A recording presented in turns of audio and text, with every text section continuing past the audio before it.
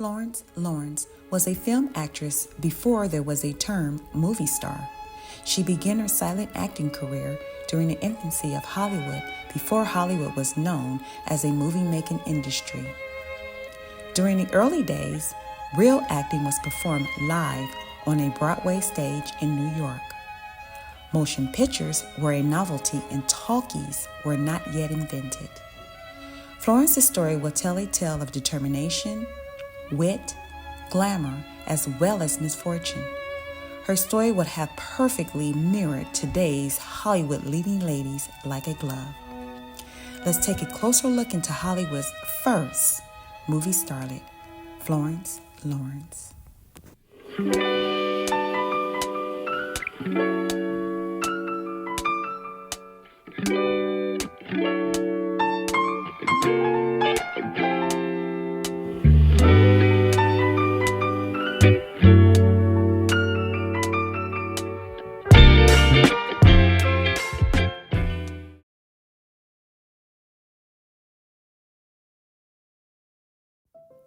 In 1886, January 2nd, Florence Annie Bridgewood of Hamilton, Ontario, was born to George Bridgewood and Charlotte Bridgewood.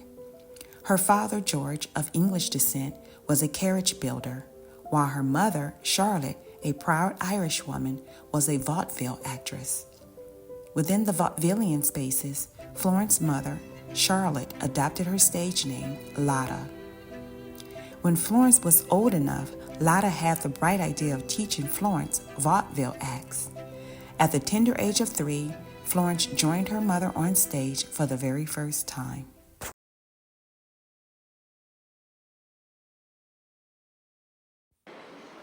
Welcome to the Thought Cafe. Let's order some hot tea and some French vanilla coffee. And while we're doing that, let's discuss the origin of vaudeville. Vaudeville origin is from France during the early 19th century.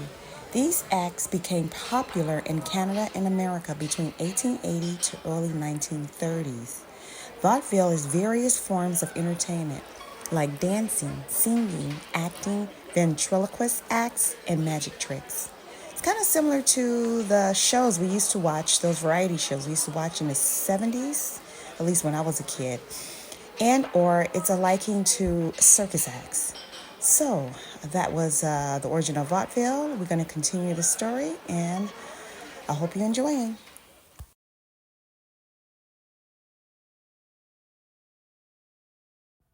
Early in Florence's life, she had experienced 2 devastating events in her youth. Her parents separated by the time she was 4 years old. Unfortunately, during this time, Florence did not see much of her father. To make matters worse, her father died from an accidental coal gas poisoning. The grave news of Florence's father's passing encouraged Lotta to become director and front lady to the family business vaudeville acts, and she launched a new family business, the Lawrence Dramatic Company. Once young Florence practiced her speaking lines and stage presence, she became a regular performer alongside her mother and fellow vaudeville performers. The nickname Baby Flo and Child Wonder was given to her at the age of 6. It is important to note here, there were no child labor laws implemented back then. Life on the road performing with a small child did not secure financial security. Florence and her mother became destitute and managed to move in with Florence's grandmother, Anne Dunn.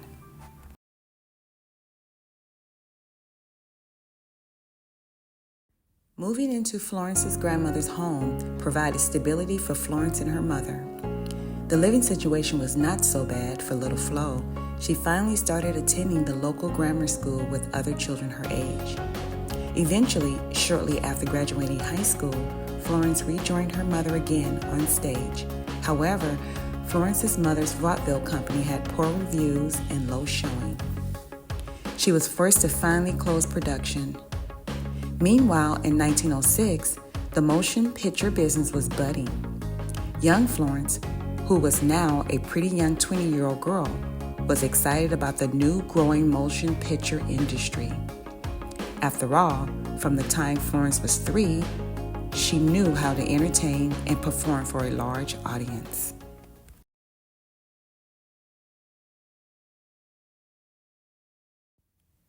In the year 1908, young, handsome actor and movie scouter Harry Salter was looking for a young, beautiful, and talented girl who he could cast as the role, Equestrian Girl, in a production managed by American Biograph Studio.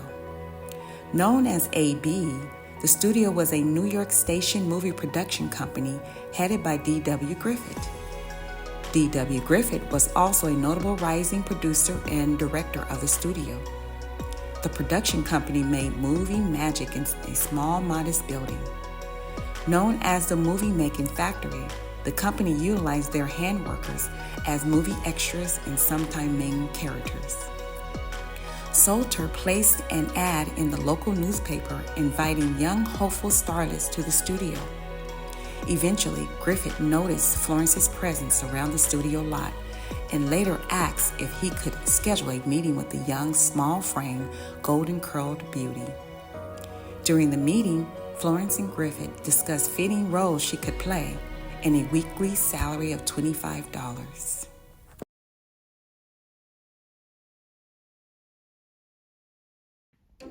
During the early movie productions, actors' names were not displayed during the opening and ending credits, which meant they did not earn much of the lion's share. Despite the unbalance in salary, Florence was fast becoming popular and known as a biograph girl by her adoring fans. Without delay, Florence landed a part in a future production movie named The Girl and the Outlaw. Additionally, Florence was cast as a society belle in the movie Betrayed by a Handprint. She was a regular in the studio's costume department, preparing for her mega transformation, depicting a Native American girl in the motion picture The Red Girl. As a result of all the movie's success, Florence and Harry Salter decided to tie the knot later that year. Florence's rising star begged for fans to want to know more about the biograph girl. She was an enigma to her loving fans.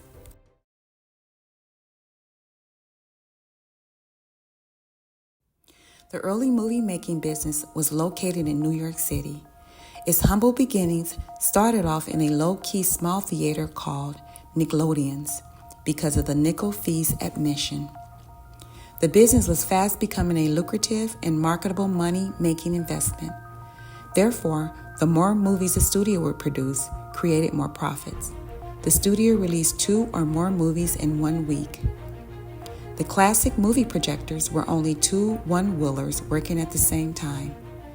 Many early film actors were nameless because movie making was not highly regarded like live stage acting, Broadway plays. During this early era, movie making was the town's dirty little secret. Renowned stage actors moonlighted on the side in a pursuit to make a little extra cash to live in between gigs. In fact, the movie studio officials encouraged stage actors to remain silent about their liaisons. Pardon upon words.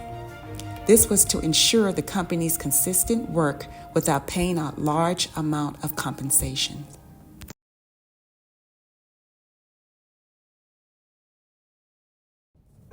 Florence's strong star appeal landed her the next big production.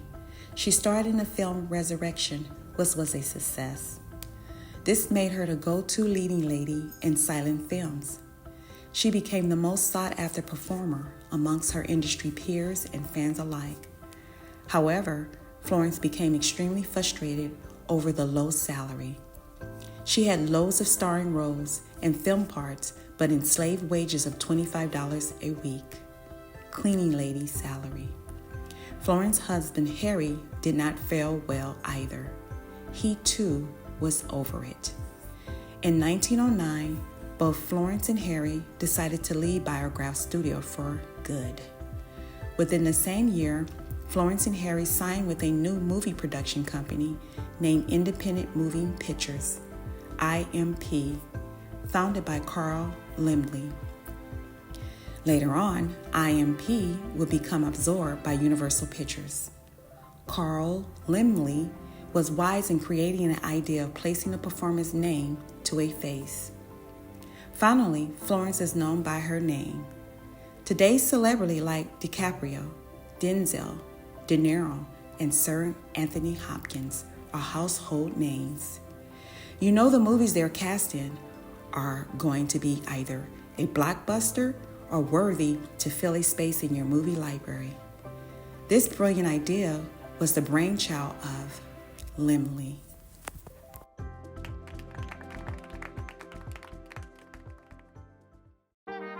This is officially the Academy Award Season Series Special.